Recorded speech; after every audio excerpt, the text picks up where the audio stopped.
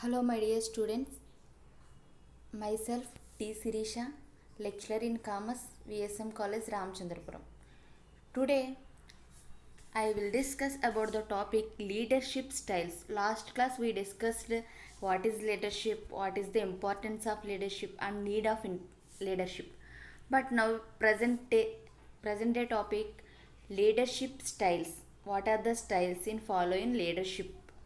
So మనకి లీడర్షిప్లో ఎటువంటి స్టైల్స్ని follow అవుతారు ఎన్ని అంటే styles is also like types. Okay, types అన్న స్టైల్స్ అన్న ఇంచుమించుగా ఒకటే. ఓకే, లీడర్షిప్ స్టైల్స్ ఎలా ఉంటాయి అంటే ఎవరు ఎటువంటి ఒక ఫార్మేట్ని ఫాలో అవుతారో దాన్ని ఆ టైప్ ఆఫ్ లీడర్షిప్ అని మనం పిలుస్తాం. అసలు లీడర్షిప్లో ఎవరెవరు ఇంక్లూడ్ అయి ఉంటారంటే పర్సన్స్ లీడర్స్ ఇంక్లూడ్ అయి ఉంటారు. అలాగే ఆ లీడర్స్ కింద ఎవరైతే వర్క్ చేస్తున్నారో సబార్డినేటర్స్ వాళ్ళని మనం ఫాలోవర్స్ అంటాం, ఎవరినైతే ఫాలో అవుతున్నామో. సో ఇక్కడ లీడర్ని ఫాలో అవుతున్నారు కాబట్టి వాళ్ళని ఫాలోవర్స్ అంటాం. సో మనకి ఇక్కడ లీడర్స్ ఉంటారు, ఫాలోవర్స్ ఉంటారు. సో లీడర్స్ ఫాలోవర్స్ మీద చూపించే ఫార్మల్ ఎలా ఉందో ఫార్మేట్, సో దాన్ని బట్టి మనం స్టైల్స్ని డివైడ్ చేసాం. సో చూద్దాం లీడర్ అండ్ ఫాలోవర్. అసలు లీడర్ అంటే ఏంటి, ఫాలోవర్ అంటే ఏంటి? యాజ్ ఏ లీడర్ ఒక లీడర్గా ఎలా ఉండాలి, అలాగే యాజ్ ఏ ఫాలోవర్ ఒక ఫాలోవర్గా ఎలా ఉండాలి. సో చూడండి, as a leader you must have an honest understanding of who you are, what you know and what you can do. ఇక్కడ చూస్తే మనం you must have an honest understanding, మనం నిజాయితీగా తెలుసుకోవాల్సిన విషయం ఏంటంటే హూ యూ ఆర్, అసలు ఎవరు నువ్వు అంటే మనకు మనంగా క్వశ్చనింగ్ చేసుకుంటున్నాం. ఇక్కడ లీడర్ అన్నవాడు తనకు తనగా క్వశ్చన్ చేసుకోవాలి, ఎవరు నువ్వు, వాట్ యూ, నీకేం తెలుసు, అసలు నీకేం తెలుసు అని నువ్వు లీడర్ అయ్యావు.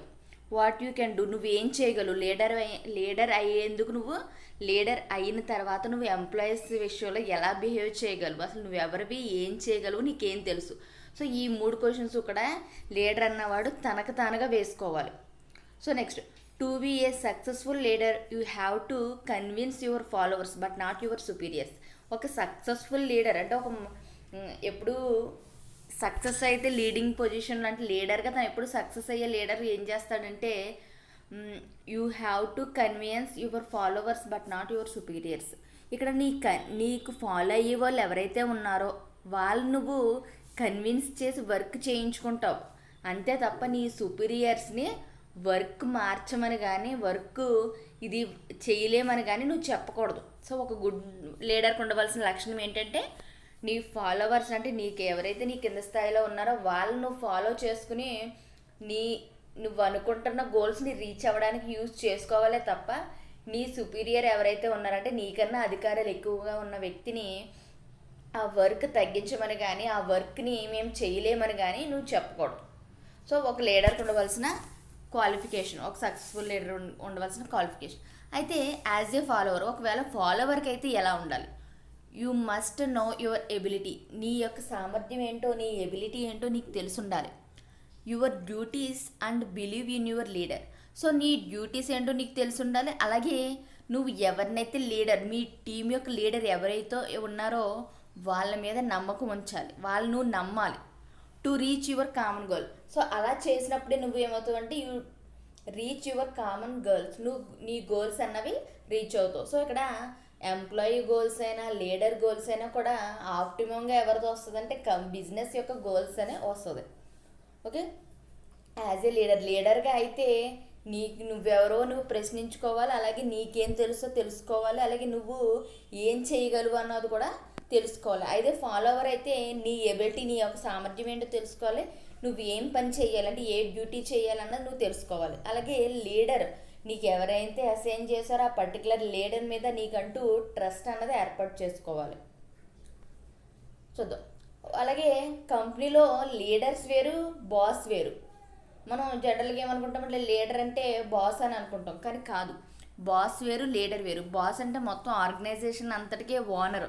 ఇక్కడ లీడర్ అయితే నీ టీం ఎవరైతే ఉన్నారో ఆ టీం మొత్తానికి ఒక లీడర్. అంటే లీడర్స్ నెంబర్ ఆఫ్ ఉంటారు, బట్ బాస్ మాత్రం ఒకరే ఉంటారు. ఓకే, బట్ ఒక టీంకి లీడర్ మాత్రం ఒక్కరే ఉంటారు, ఎందుకంటే ఒక టీంకి 2 లీడర్లు ఎప్పుడూ ఉండకూడదు. ఓకే, అయితే బాస్ అయితే ఏం చేస్తాడు, లీడర్ అయితే ఏం చేస్తాడు, ఏంటి వాళ్ళిద్దరికీ ఉన్న డిఫరెన్సెస్. సో మనం బాస్ అన్నా మనకి హయ్యర్ లెవెల్ అథారిటీయే, లీడర్ అన్నా కూడా higher level authority. So what is the difference between boss and leader? Okay, drives employ. First point, drives employ. ఎంప్లాయీస్ని డ్రైవ్ చేస్తాడు. డ్రైవ్ చేయడం అంటే ఈ విధంగా చెయ్యండి, ఇలా చెయ్యండి అని చెప్పి ఒక ఫార్మేట్ వాళ్ళకి పంపిస్తాడే తప్ప దాన్ని ఏ విధంగా మనం చేస్తే మనకి త్వరగా అవుతుంది వర్క్, లేకపోతే ఎలా చేయాలన్నది ఏం చెప్పడు. వర్క్ చేయండి అని చెప్పేసి డ్రైవ్ చేస్తాడంతే బాస్ అన్నవాడు.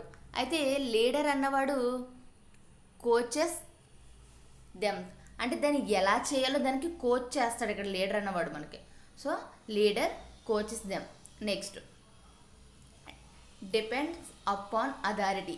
సో ఇక్కడ మనం బాస్ని అథారిటీ పరంగా మాత్రమే చూస్తాం. అంటే ఒక హయ్యర్ అథారిటీ, మనకన్నా హయ్యర్ అథారిటీ కాబట్టి మనం అతన్ని ఫాలో అవ్వాలి అని చెప్పేసి మనకు ముందు నుంచి ఒక మైండ్ సెట్ అన్నది ఫాలో అప్ అవుతాం. అయితే ఇక్కడ లీడర్కి వచ్చేటప్పుడు అలా ఉండదు. ఎందుకని లీడర్కి వచ్చేటప్పుడు అలా ఉండదంటే మనలోనే ఉన్న ఒక పర్సన్ని లీడర్గా నియమిస్తారు కాబట్టి అతను మనతో సమాన స్థాయిగా మనం భావించుకుంటాం. కాబట్టి లీడర్ అన్నవాడు ఎప్పుడు కూడా తను లీడర్గా ఎదగాలి అంటే ఉండవలసింది ఏంటంటే గుడ్ విల్.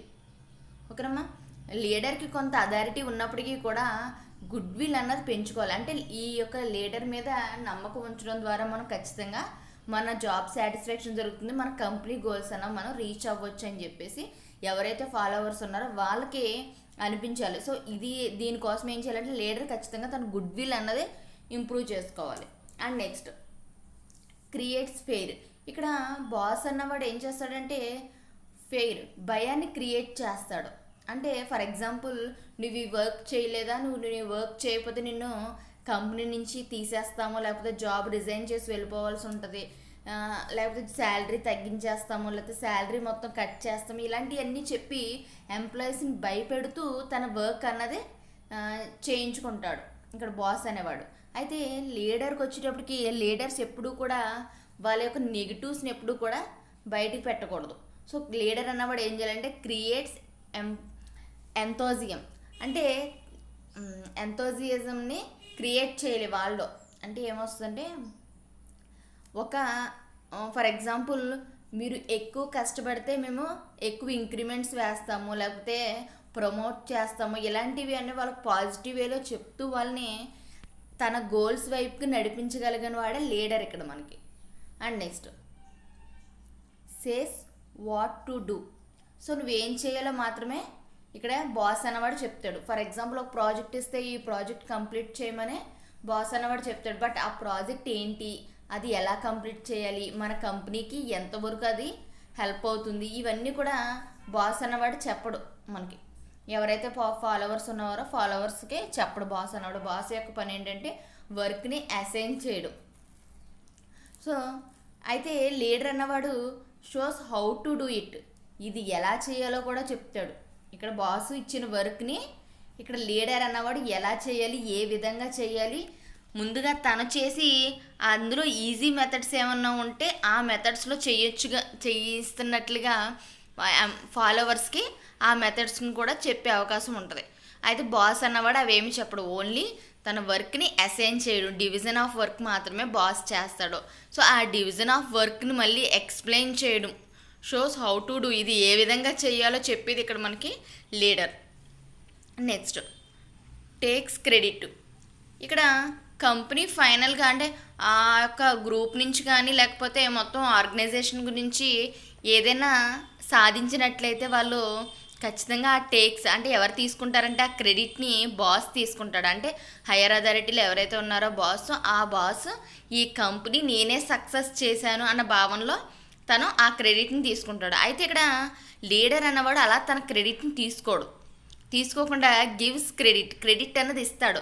ఫర్ ఎగ్జాంపుల్, మన టీం తరపున ఒక ప్రోగ్రామ్ సక్సెస్ఫుల్గా చేసినట్లయితే ఇక్కడ లీడర్ అన్నవాడు హైయర్ అథారిటీకి ఏం చెప్తాడంటే మా టీం అందరం కలిసి కష్టపడి ఈ వర్క్ని ఇంత సక్సెస్ఫుల్గా కంప్లీట్ చేసామని చెప్తాడు. ఇక్కడ గివ్స్ క్రెడిట్. ఈ క్రెడిట్ అంతా ఎవరికి ఇచ్చాడు అంటే టీంకి ఇవ్వాలి ఇక్కడ లీడర్ అన్నవాడు.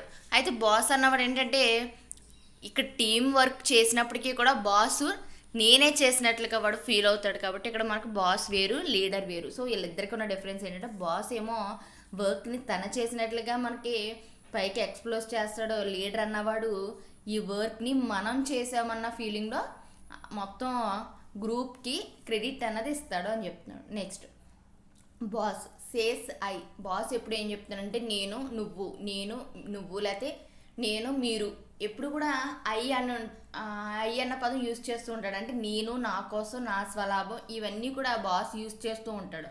సో లీడర్కి వచ్చేటప్పటికి ఎప్పుడు కూడా నేను అన్న పదం రాకుండా మనము సేస్ అంటే మనం చేసాము, మనకి ఈ యొక్క క్రెడిట్ వచ్చింది, లేకపోతే మనం ఫెయిల్ అయ్యాము, ఇలాగా ఎప్పుడు కూడా మనము అని తనని ఇంక్లూడ్ చేసుకుంటాడే కానీ మీరు చేశారు, ఈ తప్పు మీ వల్ల జరిగిందని చెప్పేసి ఎప్పుడు కూడా ఫాలోవర్స్ని డిస్కరేజ్ చేయడు. సో నెక్స్ట్ వచ్చేసి యూసేజ్ పీపుల్. ఇక్కడ బాస్ అన్నవాడు పీపుల్ ఎవరైతే ఉన్నారో ఎంప్లాయీస్, పీపుల్ అంటే ఎంప్లాయీస్ అమ్మ. సో ఆ ఎంప్లాయీస్ని యూజ్ చేసుకోవడం ద్వారా తన గోల్స్ని రీచ్ అవుతూ ఉంటాడు. బాస్ అన్నవాడు ఏం చేస్తాడంటే ఆ ఎంప్లాయీస్ని యూజ్ చేసుకుంటాడు, తనకు అవసరాలకి యూజ్ చేసుకుని తన ఏవైతే కంపెనీ టార్గెట్ గోల్స్ ఉన్నాయో ఆ గోల్స్ని రీచ్ అవుతాడు. అయితే లీడర్ అన్నవాడు పీపుల్స్ని డెవలప్ చేసుకుంటాడు. డెవలప్ చేసుకుంటాం అంటే వాళ్ళ యొక్క స్కిల్స్ని కానీ వాళ్ళ యొక్క టాలెంట్ని కానీ డెవలప్ చేసి అది కంపెనీకి ఉపయోగపడే విధంగా లీడర్ అన్నవాడు చేస్తాడు. సో ఇక్కడ మనకు బాస్ వేరు, లీడర్ వేరు.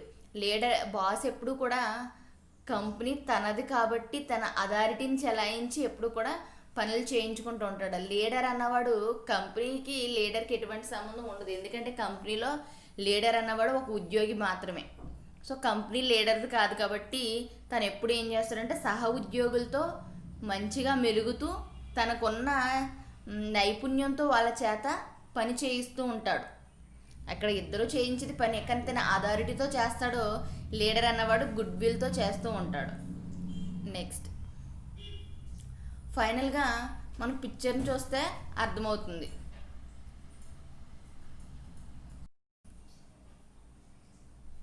సో పిక్చర్ని చూడమ్మా. ఫైనలీ బాస్ సేస్ గో అంటే బాస్ అన్నవాడు పై పిక్చర్లో చూడండి, బాస్ అని తన చైర్లో కూర్చుంటూ ఎంప్లాయీస్ని వెళ్ళండి అని చెప్తున్నాడు. అంతే, తను ఎటువంటి ఏ విధంగా వెళ్ళాలి ఈ డైరెక్షన్ ఏమీ కూడా మనకి ఇక్కడ బాస్ అన్నదే డిస్ప్లే చేయడు.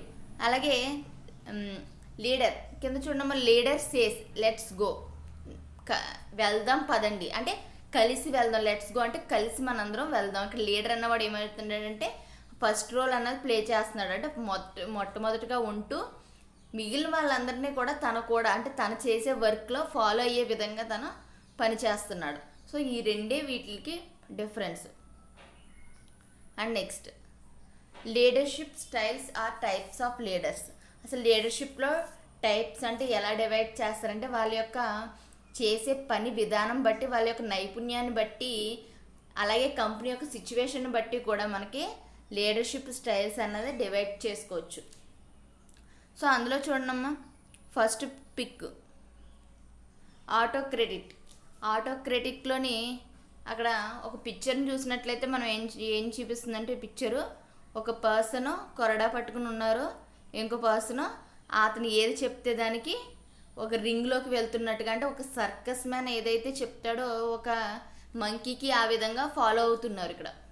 అలాగే సెకండ్ పిక్ చూసుకుంటే డెమోక్రటిక్ అంటే మొత్తం గ్రూప్ ఆఫ్ పీపుల్స్ కలిసి ఉన్నారు అక్కడ. అండ్ థర్డ్ వన్ వచ్చేసి లేసెస్ ఫైర్కి వచ్చేసి ధీమాగా ఒక అతను కూర్చుని ఉన్నాడు. అండ్ ఫోర్త్ వచ్చేసి బ్యూరోక్రటిక్ అంటే ఒక బీరువాలో డాక్యుమెంట్స్ ఏవో తీస్తున్నట్టుగా మనకు పిక్స్ ఉన్నాయి. సో ఈ పిక్స్ ప్రకారమే వాళ్ళ ఒక స్టైల్ అన్నది డిసైడ్ అయ్యి ఉంటుంది. సో ఫస్ట్ వన్ చూడండి, ఆటోక్రటిక్ ఆర్ అథారిటేరియన్. సో ఇక్కడ లీడర్ అన్నవాడు it is a leadership style where the leader makes all decisions independently or without consulting with subordinates.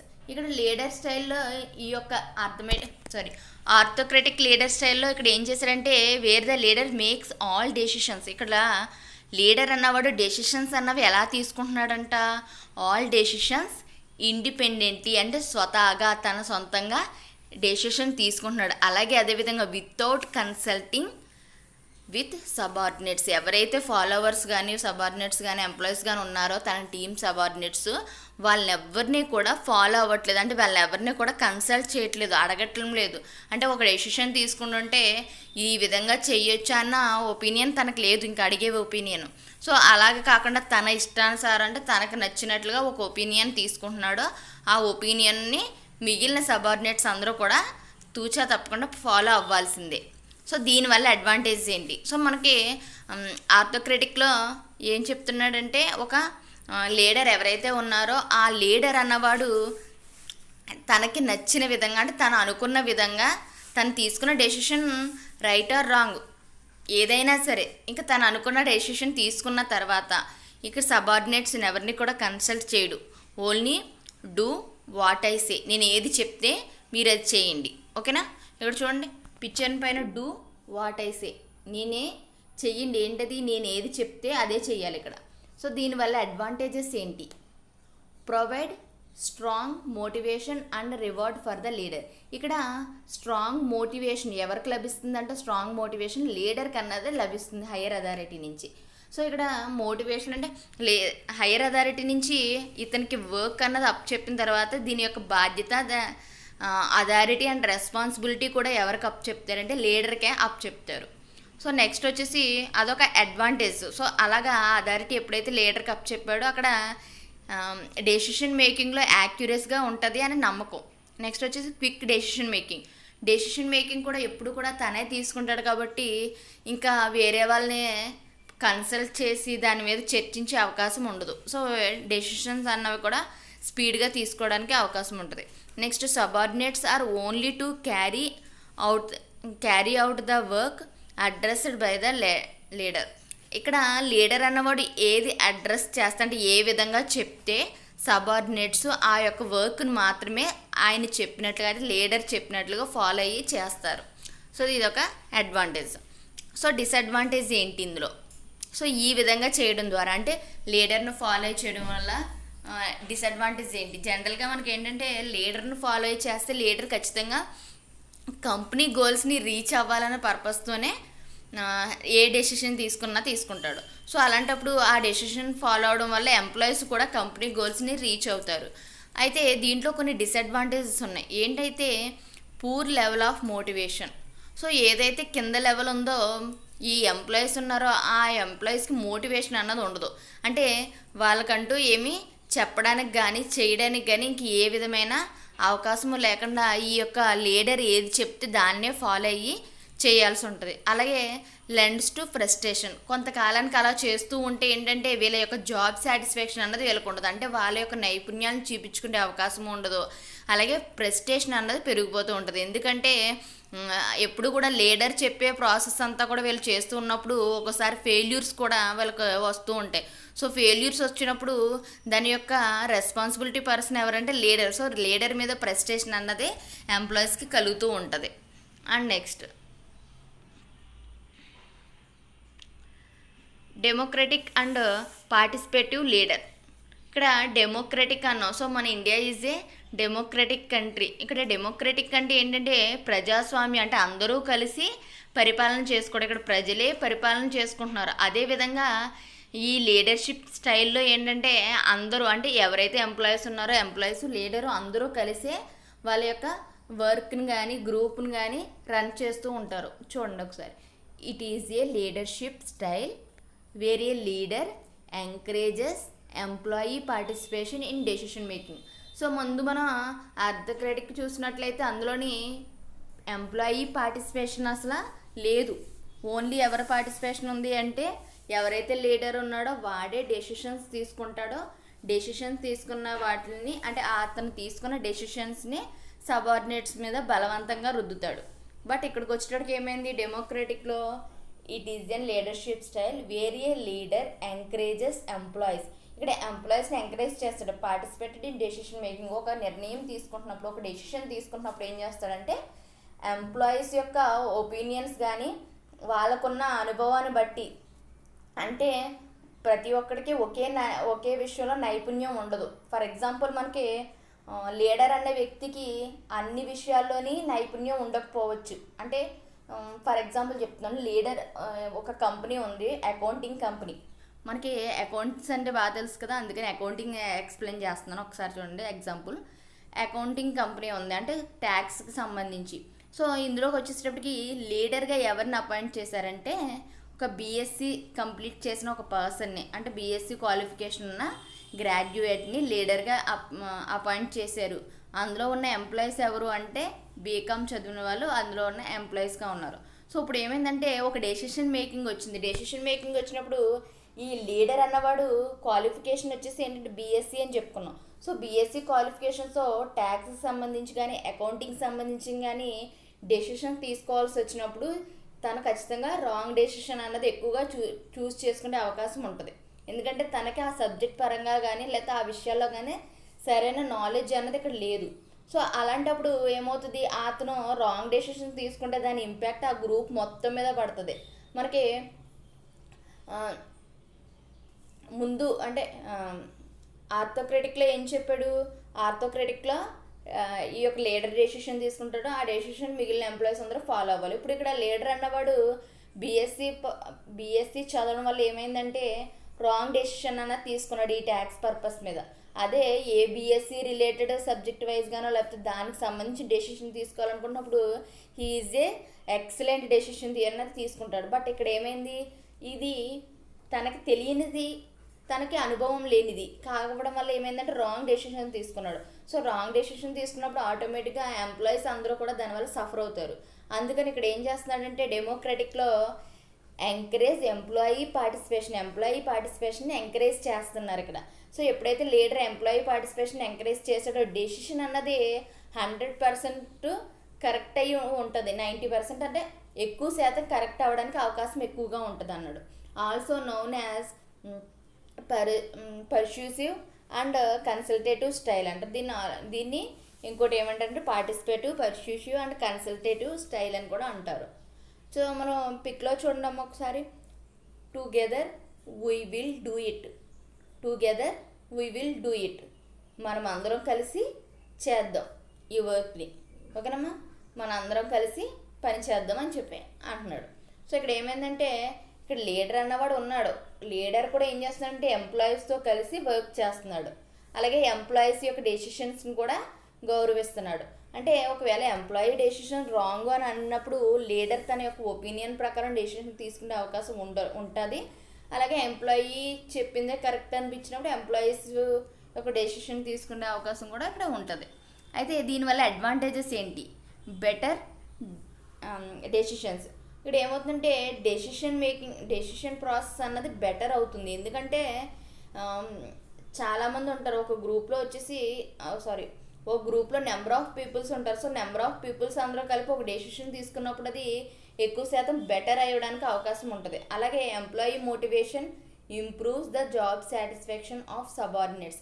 ఎవరైతే సబార్డినేట్స్ ఉన్నారో వాళ్ళకి జాబ్ సాటిస్ఫాక్షన్ అన్నది లభిస్తుంది. అంటే మా యొక్క ఒపీనియన్స్ కానీ మా నైపుణ్యాలకు కూడా ఇక్కడ గౌరవం లభిస్తుంది. సో మేము కూడా కొత్తగా ఆలోచించవచ్చు, లేకపోతే ఏదన్నా కొత్తది ట్రై చేసినా కూడా మనకి ఇక్కడ లీడర్ అన్న వాళ్ళు సపోర్ట్గా ఉంటున్నారు అని చెప్పి ఎంప్లాయీస్లో ఒక సాటిస్ఫాక్షన్ అన్నది లభిస్తుంది. నెక్స్ట్ వచ్చేసి develops positive attitudes and good team work. వీళ్ళకి పాజిటివ్ యాటిట్యూడ్ అన్నది ఏర్పడుతుంది. ఎందుకంటే లీడర్ అన్నవాడు వాళ్ళు వర్క్ చేస్తున్నప్పుడు ఎయిదర్ సక్సెస్ ఆర్ ఫెయిల్యూర్ వచ్చినప్పుడు ఓకే ఇది మనందరే తప్పు, ఇది నా పొరపాటు వల్ల జరిగింది, లేకపోతే మనం చిన్న చిన్న మిస్టేక్స్ వల్ల జరిగింది, నెక్స్ట్ టైం రిపీట్ కాకుండా మనం ట్రై చేద్దామని ఇలాగ సపోర్ట్ చేయడం ఒక విధంగా ఉంటుంది. ఒకవేళ ఏదైనా నెగిటివ్ వచ్చినప్పుడు ఇది మీ వల్లే జరిగింది, ఇది కేవలం నీ వల్లే జరిగింది అన్నప్పుడు ఒక విధంగా రియాక్ట్ అవుతారు. సో ఇతను ఇక్కడ ఏమైందంటే పార్టిసిపేషన్, అక్కడ అందరూ కూడా పార్టిసిపేట్ చేయడం వల్ల ఏదైనా నెగిటివ్ వచ్చినా పాజిటివ్ వచ్చినా కూడా ఆ క్రెడిట్ అందరికీ వర్తిస్తుంది. సో దానివల్ల ఏమవుతుందంటే వాళ్ళు పాజిటివ్ యాటిట్యూడ్ అన్నది వస్తుంది. అంటే మేము చేసిన దానికి ఎప్పుడు కూడా ఒకవేళ కరెక్ట్గా చేస్తే ఖచ్చితంగా మాకు అప్రిషియేషన్ అన్నది ఉంటుంది అక్కడ, లేకపోతే మాకు ప్రమోషన్ అన్నది ఉంటుంది. ఇవన్నీ కూడా వాళ్ళకి ఏమనిపిస్తుంది, పాజిటివ్ యాటిట్యూడ్ కలిగి గుడ్ టీం వర్క్, వాళ్ళందరూ కలిసి పనిచేయడానికి ఇష్టపడతారు. అయితే డిసడ్వాంటేజెస్ ఏంటి, ఇక్కడ వరకు బాగానే ఉంది. అంటే ఈ ప్రాసెస్ అంతా కూడా వాళ్ళకి బాగానే జరుగుతుంది. అంటే డెసిషన్ మంచిగా తీసుకుంటున్నారు. అదేవిధంగా ఎంప్లాయీస్ ఒకరికొకరు సపోర్టెడ్గా ఉంటున్నారు. లీడర్ అన్నవాడు ఎంప్లాయీస్కి అలాగే అదేవిధంగా టాప్ లెవెల్ మేనేజ్మెంట్కి లింక్గా పనిచేస్తూ ఎక్కువగా ఎంప్లాయీస్ యొక్క బెనిఫిట్ అన్నది కోరుకుంటున్నాడు. ఇంతవరకు బాగానే ఉంది. అయితే దీనివల్ల డిసడ్వాంటేజ్ ఏంటి? డిలేడ్ డిలేడ్ డెసిషన్స్ ఇక్కడ డిలే అవుతున్నాయంట. అంటే డిలే అంటే ఎక్కువ టైం టేకింగ్ అన్నది జరుగుతుంది. ఒక డెసిషన్ ప్రాసెస్కి టైం టేకింగ్ అన్నది జరుగుతుంది. ఏదైనా ఇన్స్టెంట్ డెసిషన్ తీసుకోవాల్సి వచ్చినప్పుడు ఈ యొక్క డెమోక్రటిక్ స్టైల్ అన్నది అస్సలు ఉపయోగపడదు. అంటే దీన్ని ఫాలో అవడం వల్ల లాస్ అవుతారు అని అర్థం. ఓకేనమ్మా. డిలే డెసిషన్స్ అంటే ఇక్కడ టైం అన్నది ఎక్కువగా కన్జ్యూమ్ అవుతుంది. అలాగే నెక్స్ట్ వచ్చేసి need more interactions with leaders. ఇక్కడ నీడ్ మోర్ ఇంటరాక్షన్స్ విత్ లీడర్స్కి అండ్ అదేవిధంగా ఫాలోవర్స్కి నెంబర్ ఆఫ్ ఇంటరాక్షన్స్ జరుగుతున్నాయి. అంటే డెసిషన్ తీసుకుంటున్నప్పుడు ఒక మీటింగ్ పెట్టుకుని డెసిషన్ తీసుకోవాలి. అలాగే ఈ వర్క్ని ఈ మోడల్లో చేద్దాము అనుకున్నప్పుడు కూడా ఆ వర్క్ని ఆ మోడల్లో చేయొచ్చా వద్దా అని మళ్ళీ గ్రూప్ డిస్కషన్ పెట్టుకోవాలి. సో ఒక గ్రూప్ డిస్కషన్ పెట్టినప్పుడు అందరూ ఒక దాని మీద డిపెండ్ అవ్వరు. అప్పుడు ఫర్ ఎగ్జాంపుల్ ఏ అంటాడో ఎక్స్ ఫార్మేట్ మనం ఫాలో అవుదాము అంటాడు, బి వచ్చేసి వై ఫార్మేట్ ఫాలో అవుదాం అంటాడు, సి వచ్చేసి జెడ్ ఫార్మేట్ ఫాలో అవుదాం అంటాడు. సో అలాంటప్పుడు మనం ఏదో ఒక ఫార్మేట్ మీద డిపెండ్ అవ్వాలి. కాబట్టి ఎక్స్ అండ్ వైలో ఏదో ఒకటి డిపెండ్ చేసాం అంటే ఫర్ ఎగ్జాంపుల్ ఏ వైయో ఈ సిస్టమ్ని మనం ఫాలో అవుదాము అని చెప్పేసి లీడర్ అన్నప్పుడు మిగిలిన ఎక్స్ సిస్టమ్ని వై జెడ్ సిస్టమ్ని ఫాలో అవుదామని చెప్పిన వాళ్ళు ఏమవుతారంటే అక్కడ కొంచెం డిసాటిస్ఫాక్షన్ అన్నది వాళ్ళకి వస్తుంది. దీనివల్ల వాళ్ళ మధ్య గుడ్ రిలేషన్షిప్ అన్నది దెబ్బతినడానికి అవకాశం ఉంటుంది. కాబట్టి ఈ యొక్క డెమోక్రటిక్ వల్ల ఇది డిసడ్వాంటేజ్గా మనం చెప్పుకోవచ్చు. And next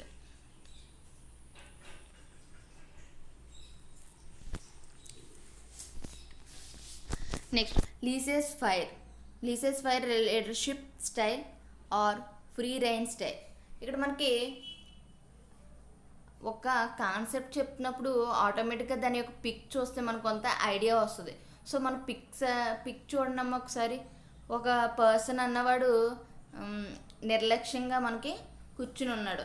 so do as you like, వాడు ఏమంటున్నాడంటే డూ యాజ్ యూ లైక్, మీకు నచ్చినట్లుగా మీరు చెయ్యండి అంటున్నాడు. అయితే చూద్దాం. Free rain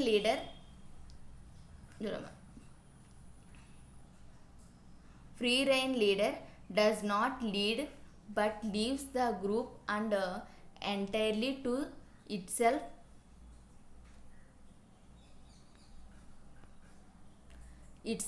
Such a leader allows maximum freedom to subordinates. ఇక్కడ ఏమవుతుందంటే ఇతను ఫ్రీ రైన్ లీడరే కరెక్టే, బట్ డస్ నాట్ లీడ్, తిన మాత్రం లీడ్ చేయడు. అంటే ఆ యొక్క టీంని లీడ్ చేయడు.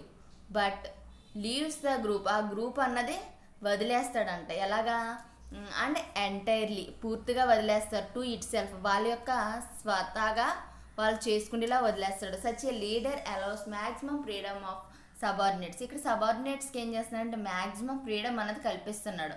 అంటే ఒక వర్క్ ఉంటుంది, ఆ వర్క్ అసైన్ చేసేస్తాడు. డివిజన్ ఆఫ్ వర్క్ అంటే ఆ వర్క్ని ఎవరెవరికి ఎలా డివైడ్ చేయాలో అలా డివైడ్ చేసి వర్క్ అన్నది అప్ చెప్తాడు. అయితే ఆ వర్క్ని ఏ విధంగా చెయ్యాలి, ఎలా చేస్తే మంచిది, ఇంక ఇవేమి కూడా వాడు ఎక్స్ప్లెయిన్ చేయడు. ఇక్కడ మనకి లీడర్ అన్న వాళ్ళు చెప్పరు ఇక్కడ మనకి సబార్డినేట్స్కి. సో సబార్డినేట్స్ వాళ్ళ స్వతహాగా వాళ్ళకి నచ్చిన విధంగా చేసుకునే అవకాశం మనకి ఇందులో ఉంటుంది. That is they are given a free hand in deciding their own policies and methods. ఇక్కడ ఏంటంటే వాళ్ళ యొక్క ఓన్ పాలసీస్కి కానీ ఓన్ మెథడ్స్కి కానీ వాళ్ళు ఫాలో అవ్వచ్చు. అంటే వాళ్ళకి నచ్చిన విధమైన పాలసీస్ కానీ మెథడ్స్ కానీ వాళ్ళు ఫాలో అవ్వచ్చు. ఎవరైతే ఇక్కడ సబార్డినేట్స్ ఉన్నారో వాళ్ళు ఫాలో అవ్వచ్చు. అయితే దీనివల్ల అడ్వాంటేజెస్ ఏంటి? సో దీనివల్ల అడ్వాంటేజెస్ ఏంటంటే మనకి చూడండి, ఫస్ట్ వన్ వచ్చేసి క్రియేటివ్ ఐడియాస్. ఎప్పుడైతే సబార్డినేటర్స్కి మనం ఫ్రీడమ్ ఇచ్చి మీకు నచ్చిన టైంలో అంటే ఎక్కువ టైం ఇచ్చి మీరు ఈ వర్క్ని మీకు నచ్చిన విధంగా ఫినిష్ చేయండి అని ఇచ్చారనుకోండి, అలాంటప్పుడు ఏమవుతుందంటే వాళ్ళు ఏం చేస్తారంటే వాళ్ళ క్రియేటివిటీని, వాళ్ళ ఐడియాస్ని దాని మీద పెట్టి వాళ్ళు ఈజీగా వర్క్ని ఎలాగా అచీవ్ చేయాలి అన్నది ట్రై చేస్తారు. సో దానివల్ల ఏంటంటే వర్క్ అన్నది ఈజీగా అవుతుంది. అదేవిధంగా వాళ్ళ క్రియేటివిటీ ఐడియాస్ ఏంటి అన్నది కూడా మనకి తెలుస్తుంది. వాళ్ళ యొక్క కెపాసిటీ ఏంటి, ఎబిలిటీ ఏంటి అన్నది కంపెనీకి తెలుస్తుంది. అలాగే హైలీ మోటివేషనల్. ఇక్కడ లీడర్ అన్నవాడు వాళ్ళు చేసే వర్క్ని ఎప్పుడూ కూడా ఏం చేస్తాడంటే వాళ్ళకి నచ్చిన విధంగా చేయండి అని చెప్పేసి వాళ్ళు మోటివేట్ చేస్తాడు. అంటే వాళ్ళకి నచ్చిన విధంగా చేస్తున్నప్పుడు వాళ్ళకి ఆటోమేటిక్గా జాబ్ సాటిస్ఫాక్షన్ లభిస్తుంది. అలాగే ఆ వర్క్ని వాళ్ళకి నచ్చిన విధంగా అంటే ఇంకా ఎక్కువ బాగా చేయడానికి మ్యాక్సిమం ట్రై చేస్తారు. Highly motivational. Full utilization of potentially of subordinates. ఇక్కడ సబార్డినేట్స్ యొక్క ఎబిలిటీని కానీ వాళ్ళ యొక్క కెపాసిటీని కానీ ఫుల్గా యూటిలైజేషన్ చేసుకోవచ్చంట. సో వాళ్ళ యొక్క స్కిల్స్ని అన్నీ కూడా మనం ఫుల్గా యూటిలైజ్ చేయాలి. ఎందుకని ఫుల్గా యూటిలైజ్ చేసుకోవడం అంటే ఇక్కడ వర్క్ని ఎలా చేయాలో కూడా మనం డిఫైన్ చేయట్లేదు, వాళ్ళకి వాళ్ళే చేస్తున్నారు కాబట్టి వాళ్ళ కెపాసిటీ ఏంటి, క్యాపబిలిటీ ఏంటి అన్నది కంపెనీకి తెలుస్తుంది. సో వాళ్ళని ఫుల్ఫిల్గా కూడా మనం యూజ్ చేసుకోవడానికి ఈ యొక్క మెథడ్ అన్నది చాలా ఉపయోగపడుతుంది అన్నాడు. అయితే దీంట్లో డిసడ్వాంటేజెస్ ఏంటి, ఈ మెథడ్ని ఫాలో అవడం వల్ల డిసడ్వాంటేజ్ ఏంటి చూడండి. డిలే ఆఫ్ వర్క్ అన్నది డిలే అవుతుంది. ఎందుకంటే ఎవరికి నచ్చినప్పుడు వాళ్ళు చేస్తూ ఉంటారు కాబట్టి ఆటోమేటిక్గా అక్కడ వర్క్ అన్నది డిలే అవుతుంది. Next ignore of leader contribution. ఇందులో లీడర్ ఇన్వాల్వ్మెంట్ అన్నది చాలా తక్కువగా ఉంటుంది. ఎందుకంటే వర్క్ ఇచ్చి వరకే లీడర్ అన్నవాడు వర్క్ అసైన్ చేస్తాడు. ఎప్పుడైతే డివిజన్ ఆఫ్ వర్క్ కంప్లీట్ అయ్యిందో వెంటనే తన ఆ వర్క్ని పట్టించుకోవడం. అంటే చివరిగా మళ్ళీ ఎప్పుడు మీటింగ్కి వెళ్తాడో మళ్ళీ వర్క్ అంతా కంప్లీట్ అయిపోయింది అందరి దగ్గర అన్నప్పుడు తీసుకుంటాడు అంతే ఆ యొక్క వర్క్కి సంబంధించింది. అంతే తప్ప తన మధ్యలో చెక్ చేస్తూ ఉండడం కానీ, సజెషన్స్ ఇవ్వడం కానీ, లేకపోతే ఈ ప్రాసెస్లో వెళ్తే ఇది లాంగ్ ప్రాసెస్ అని కానీ ఎటువంటి విషయం కూడా ఎంప్లాయీస్కి చెప్పడు. వాళ్ళ యొక్క స్వతహాకే వదిలేస్తూ ఉంటాడు. సో దానివల్ల ఏమవుతుందంటే ఇగ్నోర్ ఆఫ్ లీడర్ కాంట్రిబ్యూషన్. ఇక్కడ లీడర్ యొక్క ఇన్వాల్వ్మెంట్ అన్నది తక్కువగా ఉంటుంది. And next subordinates May work in different ways. For example మనకి మన యొక్క టార్గెట్ ఈస్ట్లో ఉన్నప్పుడు ఇక్కడ సబార్డినేట్స్ ఫర్ ఎగ్జాంపుల్ చెప్తున్నానమ్మా. ఈస్ట్ అంటే మనకి ఈస్ట్ వైపు మన టార్గెట్ ఉంది. ఫర్ ఎగ్జాంపుల్ 4 మెంబర్స్ ఉన్నారు. 4 మెంబర్స్ ఒక టీము 4 మెంబర్స్ మన టార్గెట్ని రీచ్ అవ్వాలి అనుకుంటున్నప్పుడు ఒకరు వెస్ట్ వైపు, నార్త్ వైపు, సౌత్ వైపు అలా ముగ్గురు 3 వేస్లో వెళ్తున్నప్పుడు ఎప్పటికైనా వాళ్ళ టార్గెట్ని వాళ్ళు రీచ్ అవ్వలేరు. సో ఇక్కడ ఏమంటున్నాడంటే subordinates May work in different ways. వాళ్ళకి నచ్చిన విధంగా చేయొచ్చు.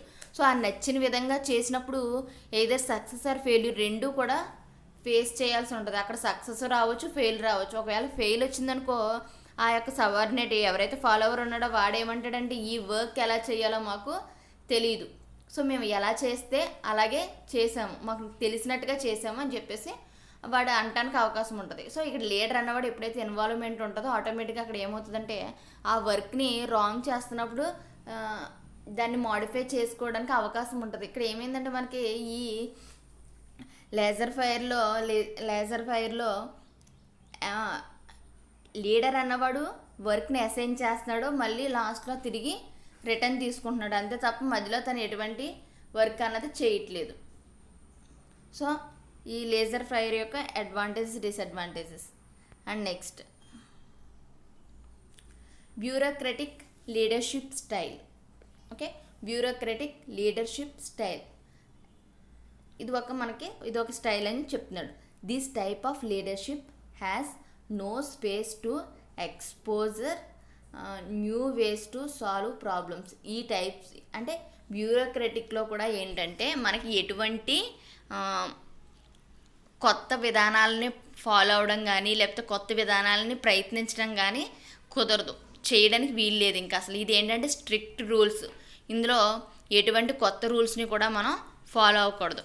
Next strictly follows rules, regulations and formalities of the ఆర్గనైజేషన్స్లో already rules and regulations organization already follow అవుతూ ఉంటుంది. ఆ రూల్స్నే మనం ఫాలో అవ్వాలి తప్ప మనం ఇన్నోవేటివ్గా ఏమీ కూడా ఈ యొక్క స్టైల్లో చేయడానికి అసలు అవకాశమే ఉండదు. He does not believe in new ideas. ఇక్కడ మన కొత్త పద్ధతులను కానీ కొత్త ఐడియాలను కానీ ఎవరు కూడా నమ్మరు, బిలీవ్ చేయరు, ఒప్పుకోరు. He wants his subordinates to follow all his orders. Only ఇక్కడ సబార్డినేట్స్ కానీ అలాగే ఫాలోవర్స్ కానీ ఓన్లీ ఇతని ఆర్డర్స్ని మాత్రమే మనకి ఫాలో అవ్వాలి తప్ప వాళ్ళంటూ కొత్తగా ఏది చెప్పడానికి కానీ చేయడానికి కానీ కుదరదు. ఫర్ ఎగ్జాంపుల్ చెప్తున్నట్టు చూడండి కింద, banks military uses think kind of leadership, this kind of leadership. ఈ లీడర్షిప్లోని బ్యాంక్స్ అంటే బ్యాంక్స్లో ఏంటంటే మనకి ఒక ఫార్మేట్ ఉంటుంది. అంటే ఒక మనం మనీ విత్డ్రా చేసుకోవాలి అనుకున్నప్పుడు ఒక ఫార్మేట్ ఉంటుంది. ముందు ఎంక్వైరీ చేస్తాము, తర్వాత క్లర్క్ని కలుస్తాము. క్లర్క్ దగ్గర మనం బుక్ కానీ మన యొక్క ఏమంటారు దాన్ని విత్డ్రా ఫామ్ కానీ వాళ్ళకి ఇచ్చిన తర్వాత ఆ విత్డ్రా ఫామ్ క్యాషియర్ దగ్గరికి వెళ్తుంది. క్యాషియర్ టోకెన్ ఇస్తాడు. ఆ టోకెన్ తీసుకున్న తర్వాత మనకి మనీ అన్నది ఇస్తారు ఆ టోకెన్ వచ్చాక. సో ఇదంతా కూడా ఒక ఫార్మేట్. అలా కాదు నేను ముందు మనీ ఇచ్చేస్తాను ఆ తర్వాత నువ్వు క్లర్క్ దగ్గరికి వెళ్ళి ప్రింట్ వేయించుకో, ఈ ప్రాసెస్ అంతా కూడా అక్కడ ఉండదు, చెయ్యకూడదు. ఎందుకంటే అది ఎప్పటి నుంచో కంపెనీ పెట్టిన రూల్స్. సో కొన్ని కంపెనీస్ బ్యూరోక్రాటిక్ ఫార్మేట్ని ఫాలో అవుతాయి. అలాగే మిలిటరీ. సో మిలిటరీలో మనకి ఖచ్చితంగా సరిహద్దు వివాదాలు కానీ ఏమైనా వచ్చినప్పుడు ఏం చేస్తామంటే ఖచ్చితంగా ఇలా ఫాలో అవ్వాలి మీరు రూల్స్. సో ఈ ప్లేసెస్కి వెళ్ళకూడదు, ఇవన్నీ కూడా వాళ్ళకి స్ట్రిక్ట్ రూల్స్ అన్నవి ఫాలో అవుతారు. అలా కాకుండా మేము ఆయుధం లేకుండా యుద్ధం చేస్తాం, ఇలా కొత్త ధనాన్ని ట్రై చేస్తామంటే అక్కడ లైఫ్ అండ్ డెత్ విషయం కాబట్టి అలాంటి ఏవి కూడా ఫాలో అవ్వడానికి ఇక్కడ ఒప్పుకోరు. ఎందుకంటే ఇది అంతా కూడా బ్యూరోక్రాటిక్. ఖచ్చితంగా ఒక గైడ్ అంటే ఒక బుక్ మీద ఏ విధంగా అయితే ఇన్స్ట్రక్షన్స్ రాసున్నాయో దాన్నే ఫాలో అవుతారు తప్ప దాంట్లో ఎటువంటి ఒక వర్డ్ని కూడా మార్చడానికి ఇక్కడ ఇష్టపడరు ఈ మోడల్లో. సో ఇక్కడ బ్యూరోక్రాటిక్ లీడర్షిప్ స్టైల్ ఇది. అండ్ నెక్స్ట్ ఓకే, మనకి 4 లీడర్షిప్ స్టైల్స్ చెప్పుకున్నాం. ఇప్పుడు సమ్ ఎడిషనల్ ఇన్ఫర్మేషన్. సో ఈ లీడర్షిప్కి సంబంధించిన ఇన్ఫర్మేషన్ ఇక్కడ మళ్ళీ ఎక్స్ప్లెయిన్ చేస్తున్నాం. సో ఫస్ట్ ఇమేజ్లో చూడండి ఒకసారి. ఫస్ట్ ఇమేజ్ అంటే ఇది.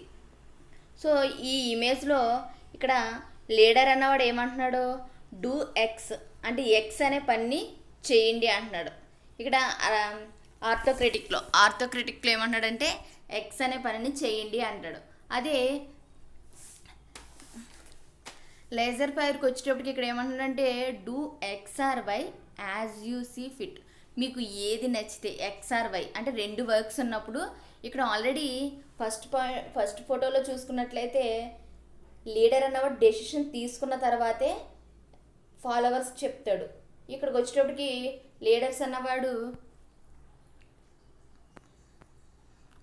లీడర్ అనేవాడు ఏం చేస్తాడంటే డెసిషన్ కూడా ఈ కింద స్థాయి ఎంప్లాయీస్ ఎవరైతే ఉన్నారో వాళ్ళకి డెసిషన్ కూడా ఇస్తాడు. ఎలాగిస్తాడంటే do X or Y as your fit. మీకు నచ్చింది చేయండి, ఎక్స్ కానీ వై కానీ ఏదో ఒకటి మీకు నచ్చింది చేయండి అని చెప్పేసి లేసెస్ ఫైర్లో వాడు ఇస్తాడు. నెక్స్ట్ వచ్చేసి which is best X and why.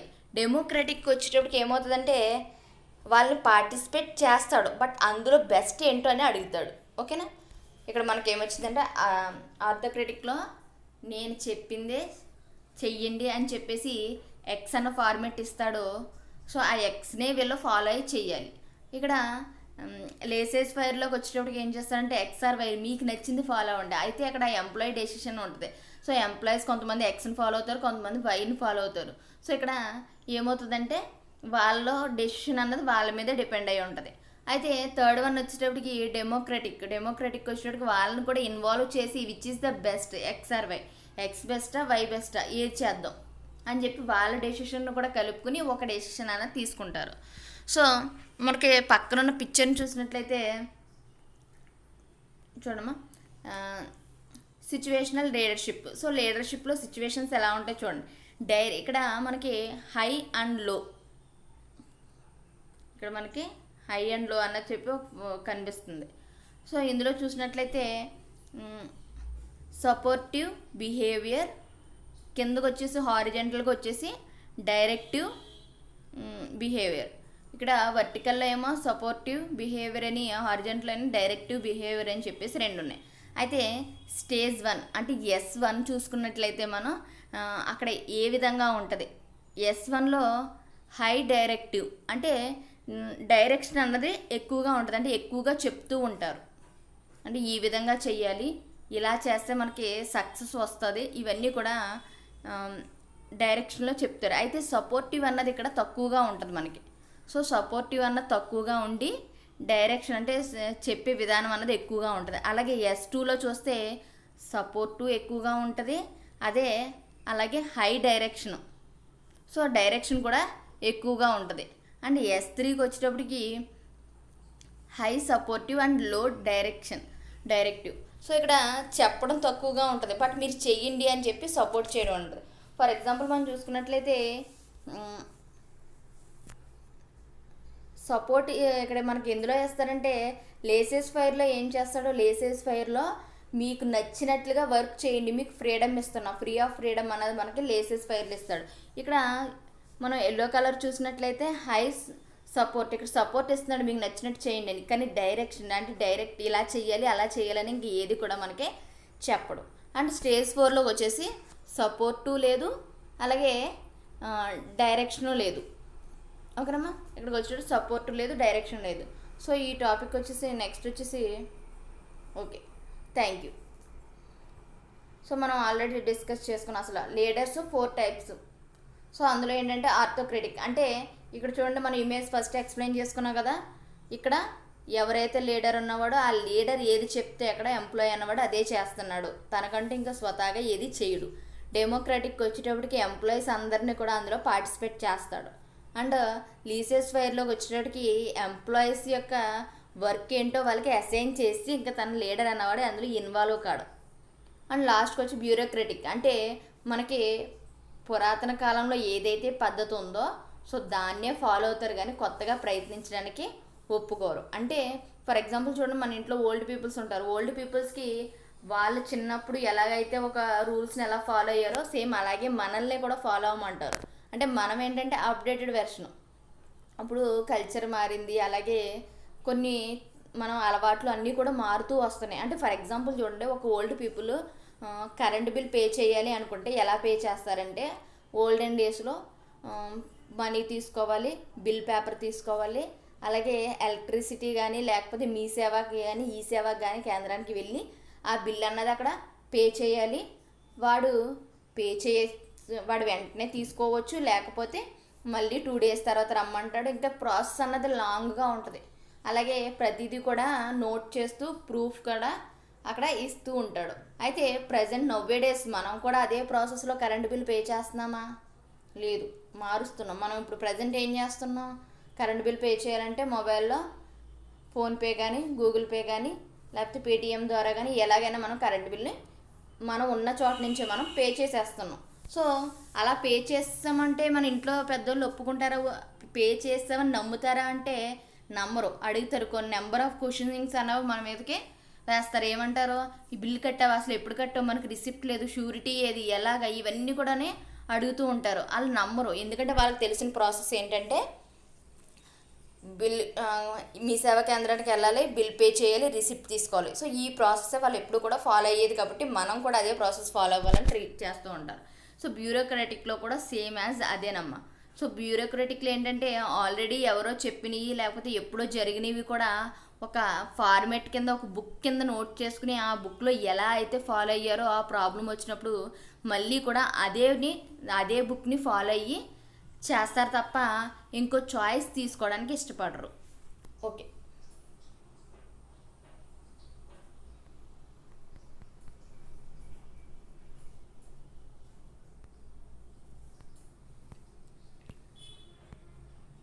Thank you so much.